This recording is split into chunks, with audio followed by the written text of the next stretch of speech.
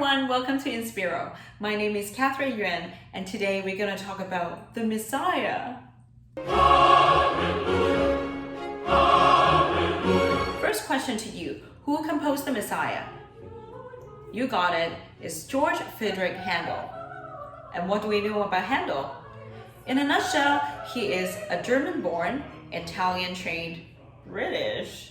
I know it's a little bit confusing, but let's keep that in mind because this combination is going to have a lot of influence to his music.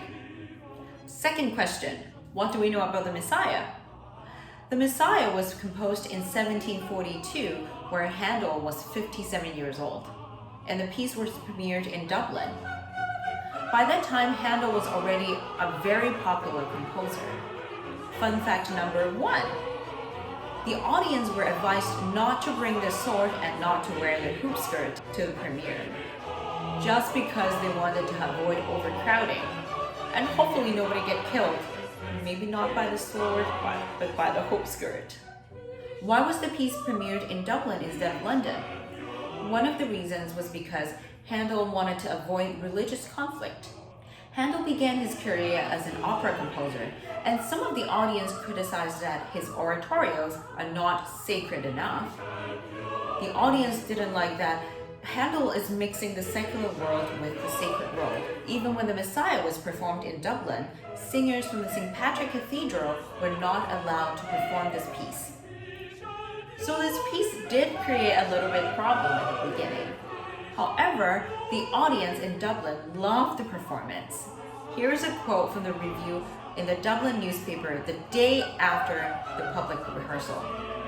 Mr. Handel's new sacred oratorio, which in the opinion of the best judges, far surpasses anything of that nature which has been performed in this or any other kingdom. And after the premiere, a subsequent article stated, words are wanting to express the exquisite delight it afforded to the admiring audience, the sublime, the grand, and the tender, adapted to the most elevated, majestic, and moving words, conspired to transport and charm the ravished heart and ear. After the premiere, the piece was performed every single year until Handel finished his duty in this world. He tweaked and rewrote to perfect the piece throughout the years. Different movements were transposed into different keys to tailor-made to every soloist's need. Therefore, there are many different editions can be found, and it's hard to say which one is the most authentic one. But there is one particular edition that attracts my attention. Do you know Mozart actually made an arrangement for the Messiah? Instead of being performed publicly, this edition was mainly performed privately for the Baron Gottfried van Swieten. Mozart tailor-made this edition. He shortened it by cutting 2 movements. The first one was, "Let all the angels of God." The second one is, "Thou art gone up high." And because the organ is not always available in a private venue, so he wrote extra wind part to cover it. He also changed some of the phrasing to make the piece sound more modern during Mozart's time.